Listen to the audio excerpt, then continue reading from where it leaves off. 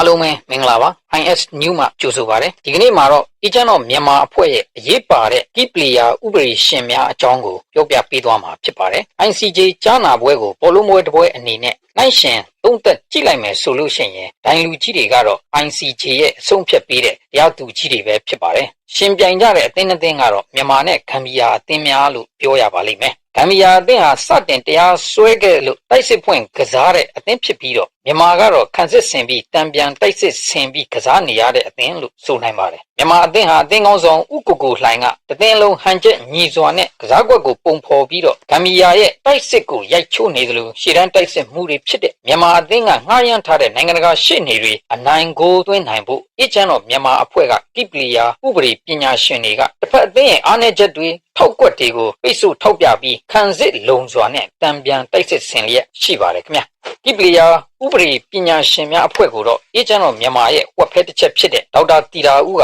ဥဆောင်ပြီးတော့အရက်ဖက်စစ်ဖက်အတွေ့အကြုံရင့်ဥပဒေအရာရှိကြီးတွေပူးပေါင်းဆောင်ရွက်နေတာကိုမြင်တွေ့ကြရပါမယ်အတွေ့အကြုံရင့်စစ်ဖက်ဥပဒေပညာရှင်များဂမ်ဘီယာရဲ့အဓိကတိုက်စစ်မြားဦးဖြစ်တဲ့စစ်တပ်နဲ့ပတ်သက်တဲ့တိုက်စစ်ဆင်မှုတွေကိုအထောက်အထားခိုင်လုံစွာနဲ့တစ်ချက်ချင်းတိတိကျကျတုတ်ပြန်နေပါတယ်တစ်ဖက်အသင်းရဲ့မြစ်ကွက်တွေဥပဒေပြင်ပကစားကွက်တွေကို VAR ကြည့်စရာမလိုပဲကွက်ကွက်ကွင်းကွင်းပေါ်လာအောင်မြန်မာအသင်းရဲ့ကီပလီယာဥပဒေပညာရှင်များရှုထောင့်ပေါင်းစုံကနေသုံးသပ်ပြီးတော့ကွင်းလယ်မှာအသာစီးရမယ့်ကစားကွက်ကိုပုံဖော်နေကြတာဖြစ်ပါတယ်နောက်တန်းခံစစ်မှာတော့နိုင်ငံရေးဝန်ကြီးဌာနရဲ့ဝါရင့်တန်တမန်တွေကလှုပ်ရှားကစားနေကြတာကိုတွေ့ရပါလိမ့်မယ်ဒါကြောင့်လဲမြန်မာအသင်းရဲ့တံပြန်တိုက်စစ်အောက်မှာအလူအလဲဖြစ်နေတဲ့ဂမ်ဘီယာအသင်းဟာကစားကွက်ပြတ်ပြီးအကျဉ်းတော်မြန်မာအသင်းရဲ့ရှေ့တန်းတိုက်စစ်မှုတွေရဲ့တိကျသေးကြတဲ့တုတ်ပြန်ဂိုးသွင်းမှုတွေကိုအလူအလဲခံနေရတယ်လို့ပြောရမှာပဲဖြစ်ပါတယ်အနိုင်ဂိုးတွေတွင်းထားတဲ့မြန်မာအသင်းရဲ့အနိုင်ဂိုးတွေကိုဒိုင်လူကြီးတွေကတရားရုံးရဲ့စီရင်ထုံးတွေအတိုင်း